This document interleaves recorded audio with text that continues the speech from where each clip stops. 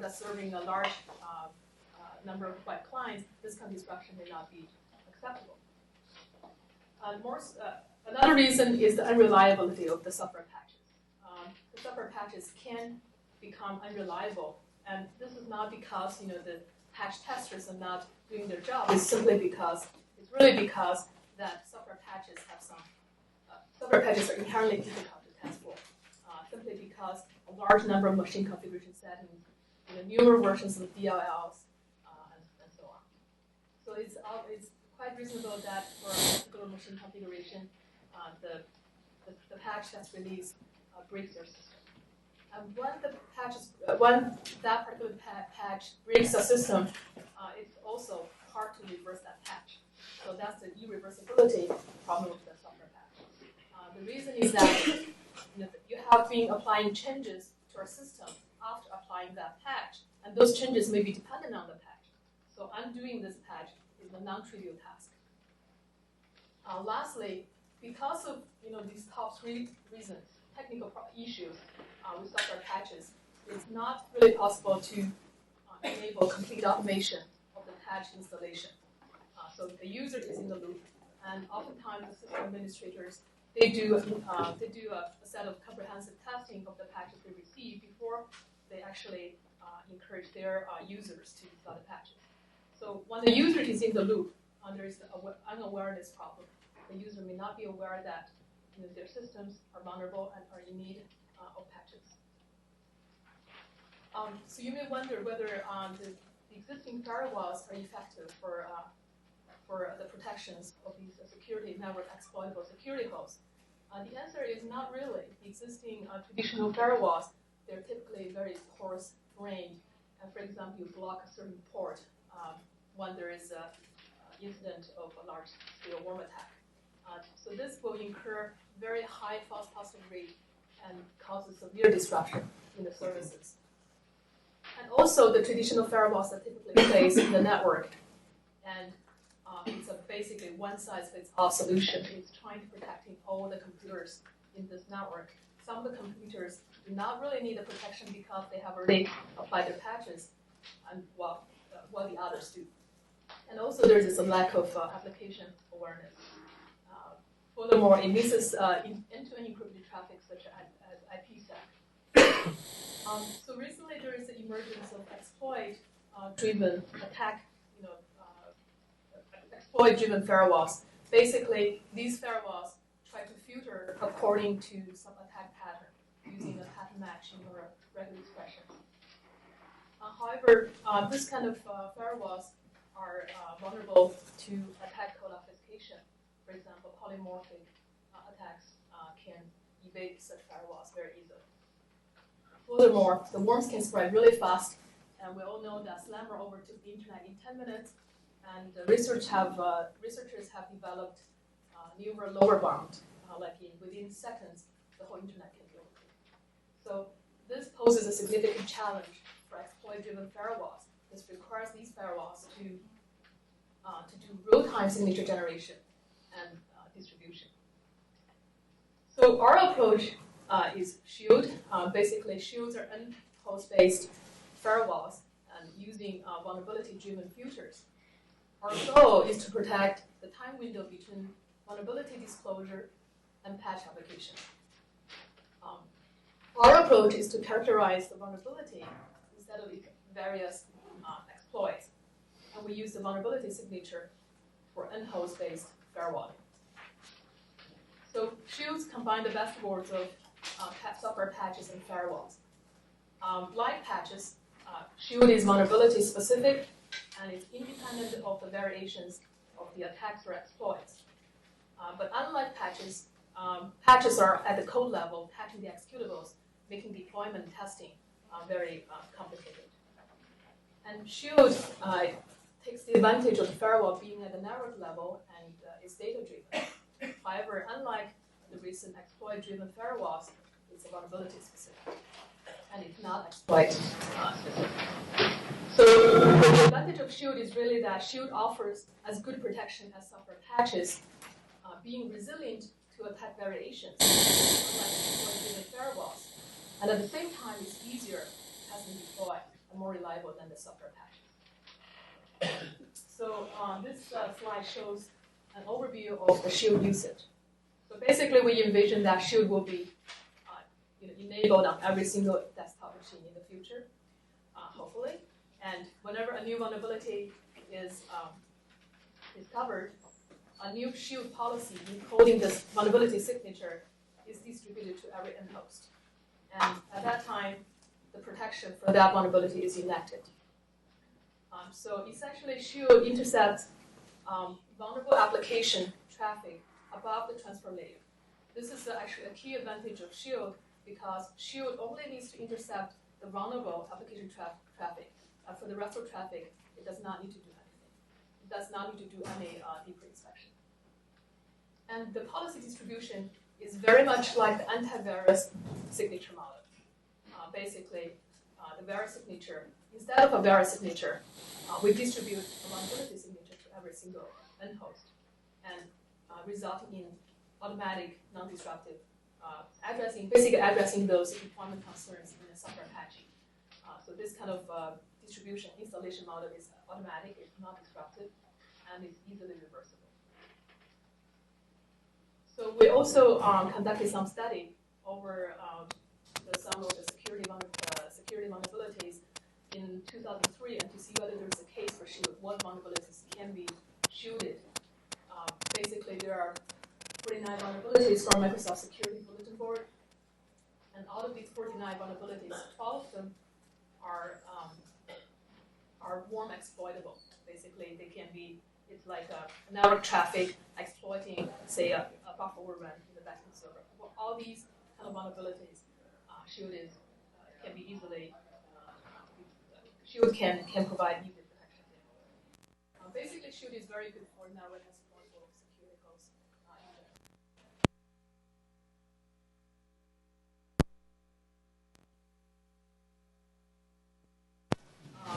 Shield is endhost based and is above the transfer layer, so we don't have to deal with IPsec encrypted traffic. You may wonder, okay, how about SSL? In that case, we would advocate building Shield on top of SSL. Nevertheless, application-specific encryption will be difficult because we don't have the access to the payload, encrypted payload. So I have just given you a nutshell on what Shield is. And next, I'm going to delve into the next level of detail in the Shield design. Then I'll give you analysis on our design, and I'll tell you more about our actual implementation prototype, some initial evaluations. I'll talk about related work and conclude at the end. So at the heart of shielding is really how we can model the vulnerability. So basically, the intuition behind shielding is really that the worms, like in the network traffic, there's some malicious network traffic speaking some application level protocol, exploiting some service running on your system. So all application level protocols in practice can be modeled by a finite state machine, like this one. At a particular state, you receive a message, you do something, you advance to the next state. Okay, because we're here addressing known vulnerabilities, we know exactly at which state the exploit events can happen. So now I'd like to circle this part of the state machine. This really represents the vulnerability state machine. So this really represents all the possible sequences of the network messages that can lead to the exploitation. Just to make the picture complete, within each protocol state, there's fine-grained application implementation state machine, encoding some application logic, like file being opened and stuff like that. But we're not really so concerned about that part of the logic. We're in the network, we're observing the traffic passing by, and we want to understand the precise protocol context. So we're mostly concerned about the vulnerability state machine. So what constitutes the vulnerability signature or Shield policy is really the specification of this vulnerability state machine, as well as how to recognize and react to the exploits at this vulnerable state, V4. So next I'm going to talk about the Shield architecture design. So there are three essential goals to design the Shield system. First, we need to allow enough flexibility and minimum effort to support any application level protocols. So when you have a new vulnerability discovery, you want to be able to author these vulnerability signatures fairly quickly. And secondly, we want to ensure shield fidelity. What that means is we want the shield's interpretation of the protocol context to be consistent with that of the application. Any inconsistency will open opportunities for the attackers to attack the system. Lastly, we also want to minimize and limit the amount of state maintained by shield. We don't want shield to be an alternative target of a denial of service attack. But the bar here is not very high because we only need to design shield to be as DOS resilient as the actual application. So now I'm going to talk about each goal, how we address each goal in turn. So on the flexibility aspect, basically, we use the well-known computer science principle, separate the policy from the mechanism. So the mechanism here is really the generic elements of all application-level protocols. For example, the finite state machine, and the event dispatching logic, and the session maintenance logic. And the policies really refer to the varying aspect of individual application-level protocols. For example, how do we know which application this traffic, this byte stream belongs to, and how do we identify, which event this byte stream corresponds to, as well as vulnerability state machine transitions. And we have designed a shield language to specify such policies. So now I'm going to walk you through the shield architecture. So basically, there are two data structures. On the top, it's the application specification. Basically, that encodes on encodes the policy, the shield policy. And at the bottom here is the session state. For each session, we also have a data structure maintaining the session state. So these are the modules in the shield system. Basically, when there's a new vulnerability discovered, a new policy is authored, and they're being loaded into the system as an application specification. So at the runtime, you receive a packet, and the payload of the packet first goes through the application dispatcher. Based on which executable, which process image this packet is associated with, then we decide, we know which policy to use. So then that's the policy. The policy, again, encodes, what's the state machine transitions and how to recognize the events and all that. So that's basically the guideline on how we interpret the traffic from that point on. Then the session dispatcher, based on the information like from the policy, like how can we obtain the session ID, how can we obtain the message type, and how can we understand the boundaries between the messages. Then we understand what's the event, what event this byte stream represents for which session. So then the state machine engine, based on the current state from the session state data structure, and that event, we consult the policy again. We understand which handler to invoke at that state with that event, and then we interpret the handler. And what handler does is really parses the message payload, and trying to inspect the message and to see whether an exploitation is happening. If it does, then we drop that packet or we tear down the communication session. At the end of the execution of each handler, we always set the next state for that communication session and update the session state data structure. So that was the overall system. This is overall how the system works. Now I'd like to talk about the fidelity aspect, how we ensure that the interpretation of the protocol context in shield is consistent with that the application.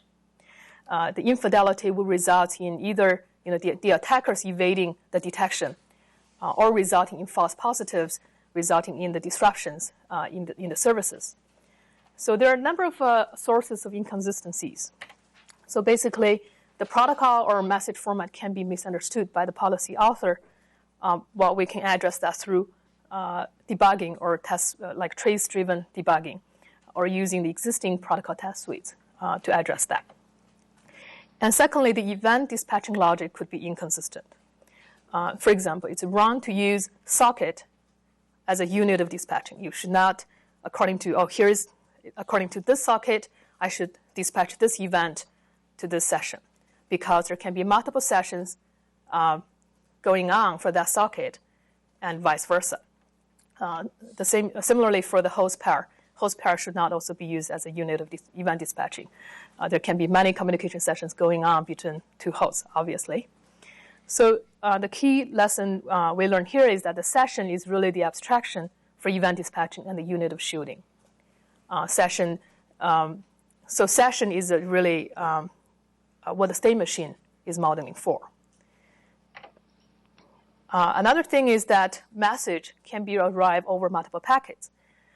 It's wrong to treat a packet as a message, as this has been done in some of the intrusion detection systems. This has also been pointed out by some of the prior work. So basically, here what we need to do is that we need to do a message-based inspection rather than packet-level inspection. So on the third goal, the minimum state in Shield. So basically, the session state we need to maintain is the current protocol state and the current parsing state and the handler continuation. What handler continuation is that you receive a message, and you can execute the handler as soon as you can. You receive some bytes for that message. However, you may not have received the complete message. Then the handler needs to be halted and wait for more bytes to arrive. So the handler continuation is exactly the same as the call continuation concept. So in terms of the parsing state, you may wonder, oh, gee, parsing state can be huge. There may be a huge message that you have to buffer, like rather long messages. But actually, that's not the case, because for parsing here, we're not parsing to do application logic. We're parsing here to check for the exploitations.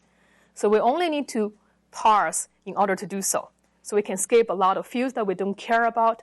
In fact, we only need to keep track of what's the current field that we're parsing. We only need to, for example, if you parse a long message, and you only need to keep track of this, maybe the last 4 bytes representing the data that you're interested in. Maybe you only need to store the partial field that you're parsing right now. So the state there is also not very much. So now I'd like to give you an example on our Shield language. Shield language basically allows us to specify the protocol variations of each protocol and the vulnerability signature that uses that protocol. So here is an example for the vulnerability behind the blaster worm. So at the top is saying that it's a shield, and the first is the name of the security bulletin number for that vulnerability. It's using a TCP, and those are the ports that we're concerned about. Then in the next 2 lines, we specify how we retrieve the session IDs out of the message. For example, it's at offsite 12 for 4 bytes in the message. That represents the session ID of that message. Similarly for the message type. So that's offsite 2 with 1 byte that indicates what the message type. These information are used for session dispatching. And so then here we listed the states that are involved with the RPC protocol. And the next we specify what the events, basically. If the message type is 0B and in the incoming direction, then that's RPC bind message. So we'll further specify the protocol state machine transitions. Essentially, this is the vulnerability state machine transitions. So at a particular state, if you receive a particular event, you invoke the handler. Another important aspect is specifying the message format. For example, here we specify the message format for for the RPC bind. So this is a little bit like the struct in C, and this the keyword skip is really saying that you do not need to save any state for those fields. When you're parsing them, you only need to remember you're parsing that field, but you don't need to save the content of that field. So this is trying to minimize the state maintenance in Shield.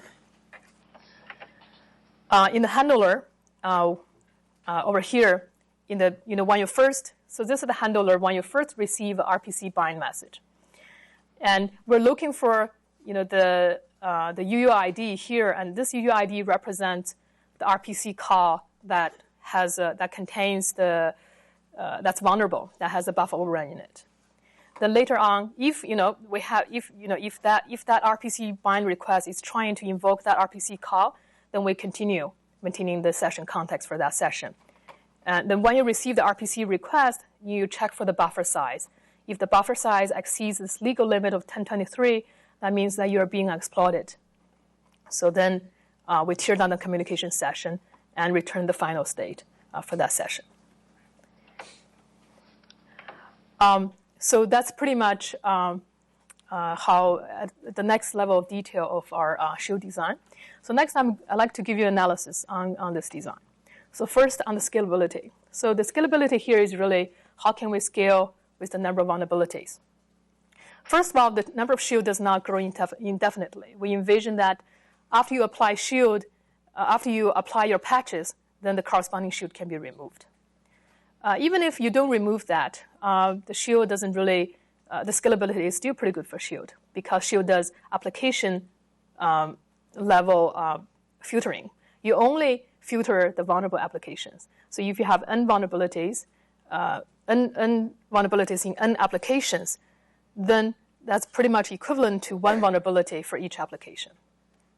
I'm sorry. So you have N applications, one vulnerability for each application, and this is equivalent to the overhead of one shield, basically, because of this parallelism at the application level.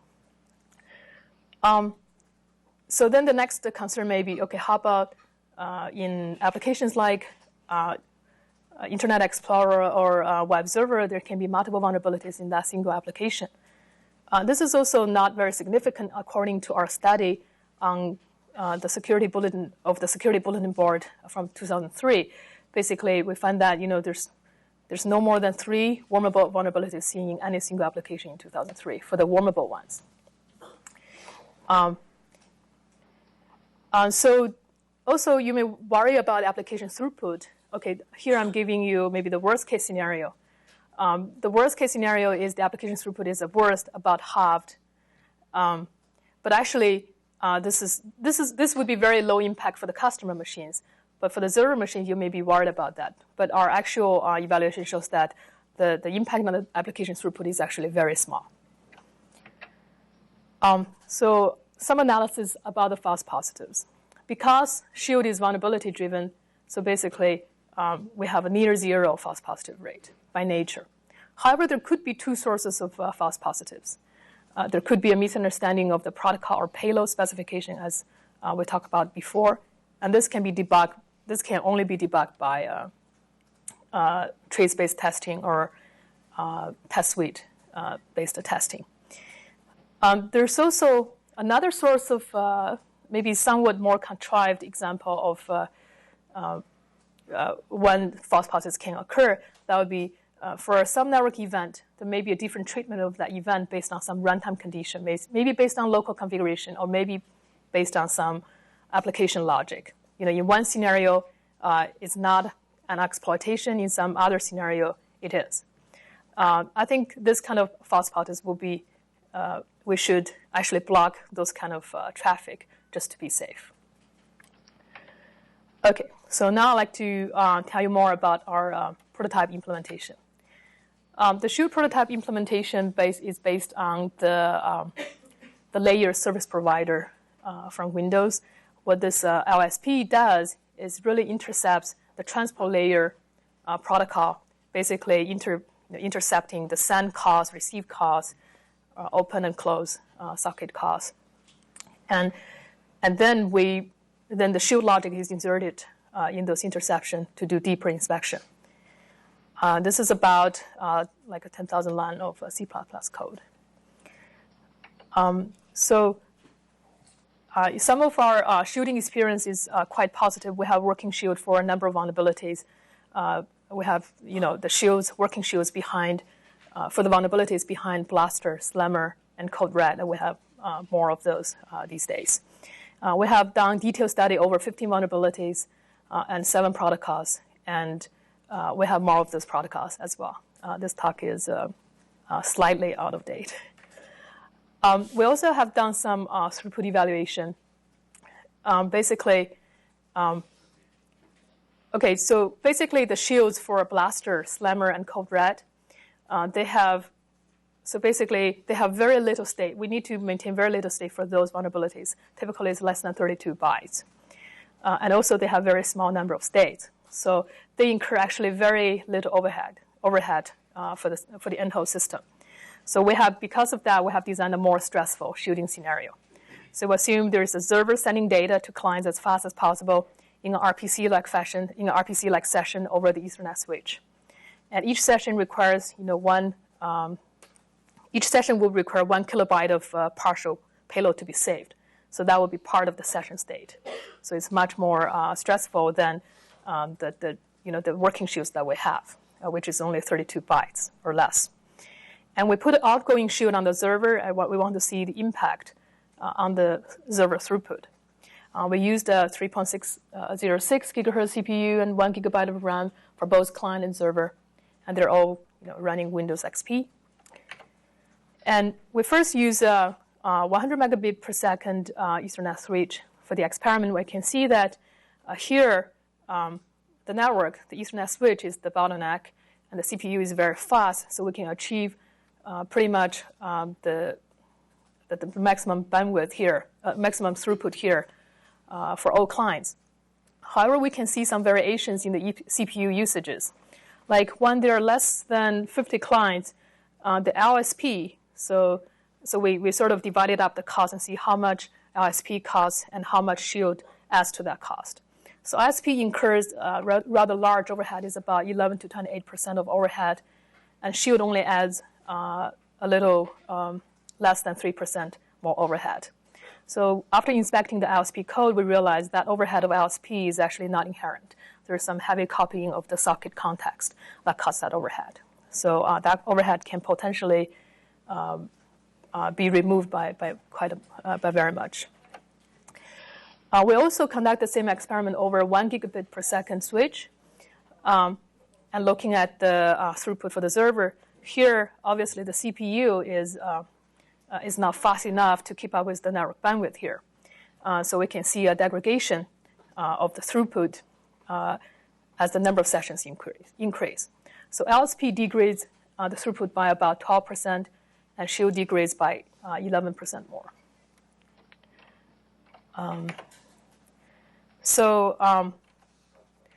Okay. So now I'd like to talk about some of the related work to shield. So many studies have shown that the fast spreading and wide spreading nature of the worms. People have done a lot of extensive work, research in the compile time static checking, basically doing static checks for the buffer overruns at the source code level. Basically, in that piece of research there's a trade-off of false negatives and false positives. There are also a number of mitigation techniques, such as DagGuard and non-executable stack or heap. But these techniques can also be circumvented by the attackers with different with new attack techniques. And also, these techniques often lead to a service denial of service attack, basically causing the system to crash. There's also, for the exploit-driven firewalls, there are new algorithms being designed to extract the attack signature in a very efficient manner. For example, early bird and autograph are all along this approach. There's also many honeypot-based approaches like HoneyD, HoneyNet, and here there's also some very extremely exciting, interesting work on Collapsor and vGround, understanding the behavior of the malware in the virtual machine environment, as well as maybe attracting all kinds of malicious traffic into one spot, into this vGround. And there's also a large body of work on network intrusion detection, such as Bro, Paxton's work, and Snort, as well as traffic normalizers. Basically, in the intrusion detection system, usually it's on the edge network. There could be a discrepancy. Because you're in the network, you basically have to reconstruct the protocol context from the network layer up. So that can be very challenging because you're not exactly at the end host, and people can play various tricks to evade the detection. So then there's techniques like traffic normalizer being introduced, trying to normalize the traffic so that the intrusion detection system can analyze the traffic in a more accurate fashion. So basically, I think for worm defense, for malware defense, we need all kinds of defense mechanisms playing together to be effective. And the shield, what's special about shield is that it's an unhost firewall. It does not need to reconstruct, the protocol context from the network layer up. And by intercepting the transport layer and up, basic application layer traffic, we only need to deal with the application level traffic. And it's also more efficient that way. We don't need to touch the traffic that belong to the legal traffic, to the traffic that belong to, that do not have software defects in them. So there's some ongoing work in the Shield project. Our most recent work is basically going further on the generic application level product analyzer and its language design. Basically, this mechanism can be a general mechanism for not only the intrusion detection firewalling. It can also help with the network monitoring, help you analyze the protocol traffics, the application level protocol traffics, helping you maybe annotate the traffic with application level protocol semantics. I believe there are some other more interesting applications there. For example, we can also combine this kind of protocol understanding logic along with some unknown, zero-day exploit detection mechanisms to potentially allow automatic signature generation, like Shield kind of signature generation. Some other ideas we have is, having a Shield pod instead of. So basically, we have a Shield-enabled detector, basically for detecting stealthy or polymorphic attacks for the known vulnerabilities. So in the future, we believe that there will be that the stealthy worms would be much more difficult to deal with. So just to conclude, Shield is vulnerability-specific exploit generic network filters for preventing exploits against known vulnerabilities. And we use generic protocol analyzer as a key mechanism. And we use a session and message-based inspection rather than packet-level inspection. We use a CIF description language to specify the policies. And our initial prototyping and evaluation results are quite encouraging. Thank you very much. I believe I'm quite early. We have time for a lot of questions. Yes. Can you give an example of the vulnerabilities Shield is targeting other than the buffer overflow attacks? Yeah, that's a very good question. So basically, here you can think of our mechanism here is to understand the protocol context. With that knowledge, you can do a lot of things. Sometimes, for example, your protocol may have some logical errors. For example, it doesn't have authentication stage. Presumably, you can insert that authentication logic into this protocol state machine and to fix that logic problem with the protocol. So basically, any vulnerabilities that's at a network level, because we understand the protocol context, we can do something about it. Is there an example where such has existed or? Yeah. Yes, there is a vulnerability, I think it's in a university plug-in and play. So basically, it's a logical error in the protocol. And we can potentially insert a small state machine to deal with that vulnerability. Of course, for buffer overrun, even for buffer overrun, it's not necessarily that easy. It's not always easy to deal with, depending on where the buffer is overrun. I mean, lots of people have worked on buffer overflow, and for most part, it's done at various levels, and it's solved. I mean, if it's used, all those techniques are used, then it shouldn't be a problem with buffer overflow. I mean, it's different. Yeah, so there are different approaches, right? You can use software patching to fix to basically insert the check, the boundary check in the source code directly. But there's some problem with that approach. Even with StatGuard. It is at the language level, it is at the OS level, at the hardware level. So, I mean, it's solved at various levels, and putting them all together, it should basically solve the problem. No, it doesn't. The problem is it does not solve the problem. Those are not used, that's why it's not solved. But That's not true. That's not true. For example, for the non-executable stack, the return to libc problem can still evade that. So basically, there's basically various attacks to work around the mechanism like stack guard or non-executable heap or stack. It's true that when you have all those mechanisms in place, it can stop a lot of buffer overrun-based attacks. But it's basically an arms race. There's always a new attacks circumventing those mechanisms. But here are the key advantage of our approach here. We have a vulnerability-driven approach. No matter how you variate your attack vector, no matter how you variate your attack, we can protect you at a more fundamental level. Yeah? My question is, if you have a vulnerability, will you be having only one kind of attack? I can use that vulnerability with different approaches, right, maybe? Yes, yes. You can have many different attacks against the same vulnerability. So the thing is, then you will have only one state machine for one vulnerability? Yes. There's only one state machine modeling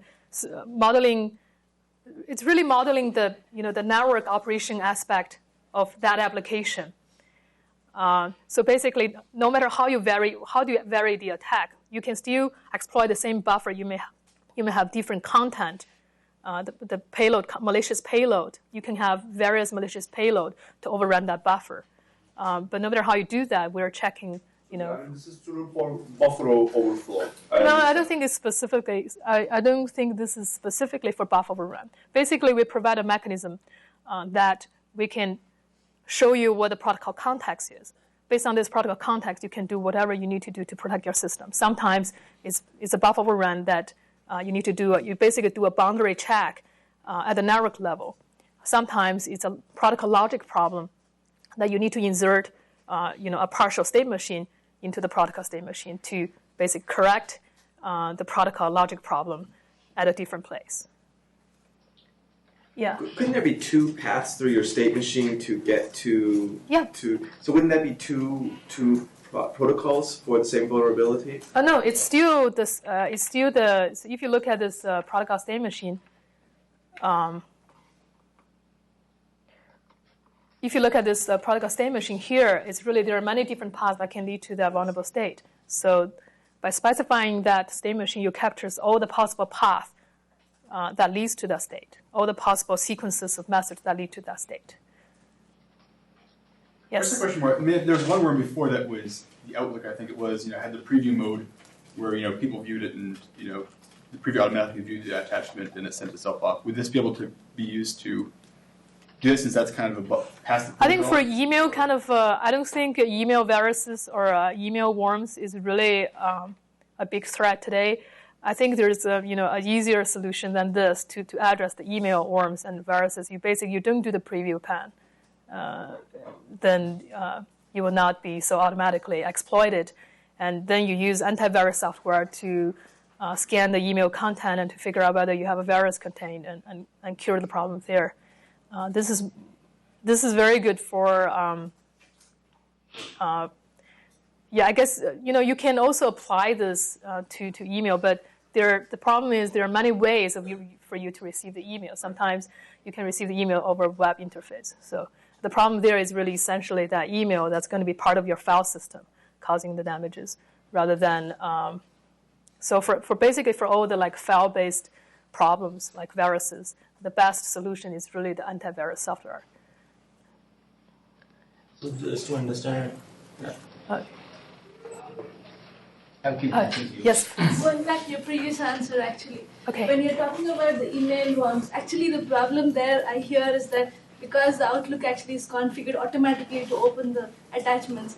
So, I mean, if it is similarly, if you look at the code red, the problem came because XP actually automatically had this web server installed and people didn't know, right? Right. So you can use Shield for that. So I think later on, that problem is fixed because by default you don't do the preview of your emails. But if that's misconfigured, you can still use Shield to trace on your SMTP protocol and possibly inspect the email content. It's possible to do that. Okay, another question. Sure. You talk about actually the traffic being encrypted, right? Yeah. So, do you think there is any attack currently that actually uses encrypted traffic? So basically, for end-to-end application-specific encryption, if we can get a private key in Shield, of course we can do something about it, and also it may not be inefficient to do that in Shield. However, it's probably not reasonable for Shield to obtain the private key for a particular application. In any case, for application-specific encrypted traffic, it's very hard to deal with. So I think there is always inherent tension between the security and privacy. The tension here is you want to encrypt your traffic to have your privacy. However, when you encrypt the traffic, it's not possible for third parties to inspect in it. Another answer to this question is, for infrastructure-based end-to-end encrypted traffic, I believe we can address. Basically, we can say we can lift the shield at a layer of the for example, above SSL, so that shield will have the access to the encrypted payload, decrypted payload, to inspect the traffic. Yes? You mentioned early on that there was one of the main problems with worms was that users just don't patch their systems. What kind of distribution network do you envision for Shield? Right. So the kind of distribution we have in mind is to basically have like an antivirus-based kind of distribution model. How antivirus works is that whenever there's a new virus discovered, the virus signature will be distributed to every end host. Or there's an agent running on your system periodically polling for the new virus signatures. So this can be done similarly for Shield. Basically, we periodically distribute. Basically, whenever there's a new vulnerability, then there's a vulnerability signature authored. Then that vulnerability signature will be automatically distributed to everybody. At that point, you're protected. Yeah, so it is automatic in that sense because of the data-driven feature of the Shield system. So to steal my question, right? Sorry. Any other questions? Okay, let's take a couple more. Good. So I guess the goal is just to be outside of just Microsoft, right, in the future, to have like other vendors to also provide Shield things, or is this just Microsoft specific? So this mechanism is good for everybody, really. But it seems to require that vendors give up their protocol. Then, I mean, if people want to do this, they have to give up their protocol state table, which they made.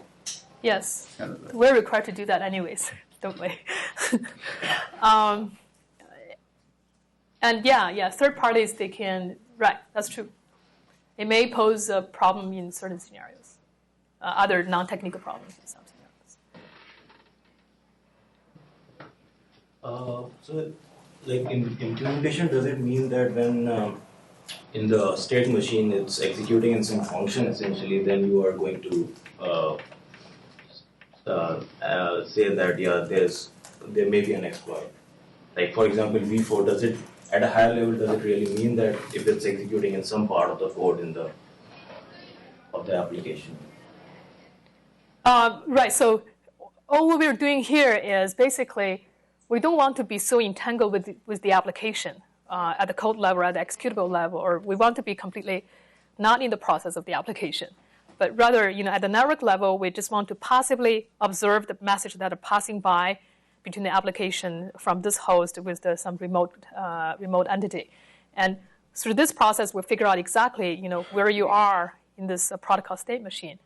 For sure that that application is executing some code, but we actually don't want to have that detailed knowledge. We want to be as separate from the application as possible. And that actually that's the reason why we have this edge of being easily deployable. Because we're at the network level, we're doing data-driven. We're just looking at the messages and to see which part of the message causes the problem. Is it really at the network level? Because you are just, the Shield is executed, the layer, protocol layer that you showed, it was at the user level and it was just below the application between the socket layer and the... Yeah, being at the network level meaning that I look at the network messages and being at a separate process.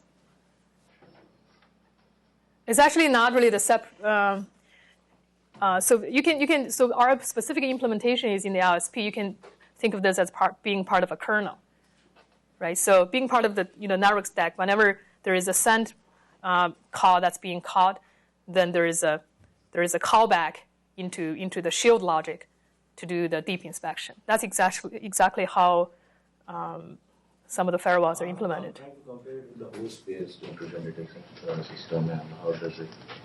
Host-based intrusion detection, there are many ways of doing that. Some ways is to use the system call sequence. And you can also do some sandboxing kind of schemes.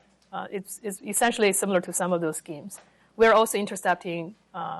You can consider us intercepting the system calls. Or just do whatever you do at the network level at the host level, like look at the packets. That's what we do. That's the mechanism how we carry this out.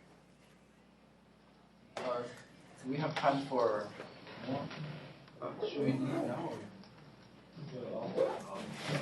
Well, let's. We can talk to Dr. Wang now offline, and I guess we need to vacate this room for the next class. Fortunately. So thanks. Let's thank Helen for the wonderful. Thank you very much.